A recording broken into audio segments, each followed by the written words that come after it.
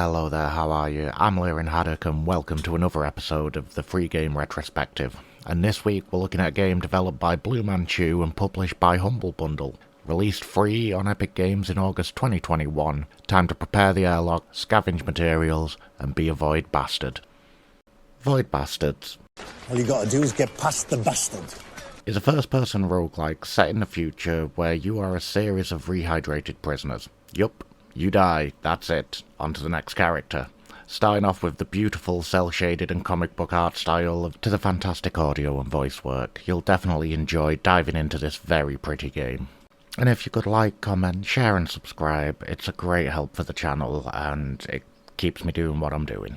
So from the get-go, you're travelling between abandoned ships, trying to find parts to get yourself out of the situation. Now, unfortunately, it's one of the downsides of this game. Every time you build a new thing, it breaks and you need something else. Now, I know that progression needs to be building bigger and better things, but this feels more like you're constantly being put on the back foot, and it does make completing the game a little bit more difficult, because you're not necessarily excited to do it, and it leads to the gameplay being a bit repetitive, really. Now, apart from that, the procedurally generated levels with differing enemies and environmental issues making each journey one of risk. To give an example, entering a ship with no enemies, but more portals they arrive from. I collected what I needed, but I couldn't make it back through the hordes of enemies that had travelled through, losing my character and the loot I needed. The comic book style isn't just in the cutscenes, it's also within the gameplay. As you approach doors, you'll see words like hover, step, etc., giving you an idea as to the enemy ahead. I'm gonna have to mention Batman. There's plenty of kapow-type action also.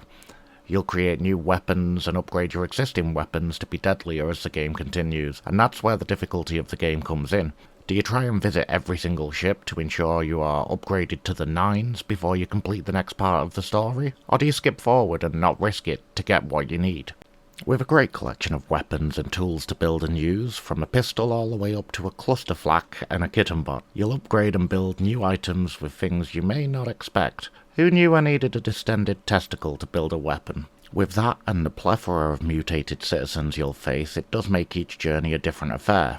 From exploding tourists to secretaries with force fields to the tank that is the Screw. The designs of the enemies are fantastic, and with such varied strengths and weaknesses, you can find yourself really having to think before entering a ship. Now, the humour in the game is very British. At first I thought it makes sense. Blue Manchu being an Australian studio, we do have quite similar senses of humour. But it made more sense when I saw that the game was written by Scotswoman Cara Ellison, and the humour is on point. Cara, who also worked on Dishonored 2 and the Fermi Paradox, great work.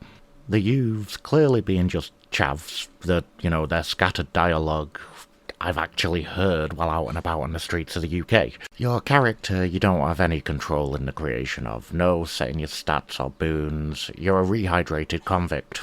You have whatever they have. Too small, you'll find it difficult to reach high up places. Tunnel vision puts a filter over your screen limiting your view. Cough and alert the enemies. Or even be so anxious that battle music starts randomly when navigating ships. With these genetic traits, you can actually change them by finding gene therapy sections of certain ships. Some will add, some will remove, and others will replace ones you've already got, so choose wisely.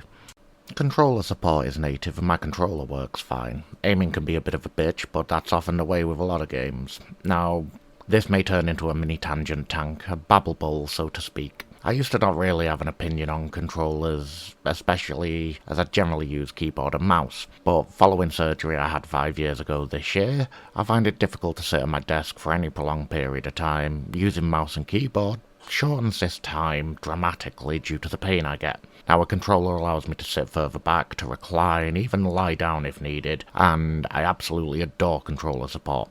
It's not just about playing a game, it's actually making a game a lot more accessible to a lot more people. Couple of downsides for the game is that the rooms are often the same model of room you've already seen, meaning that different ships often feel like same ship, different day.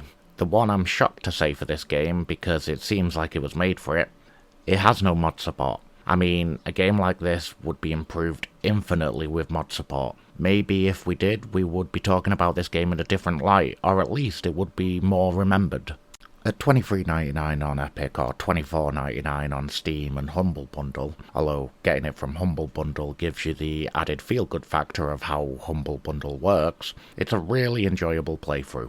Maybe wait for it to be on sale if you didn't pick it up when it was free on Epic. You'll laugh, you'll panic, you'll jump, but overall, you'll enjoy yourself. I've been Lyrin Haddock. See you next time.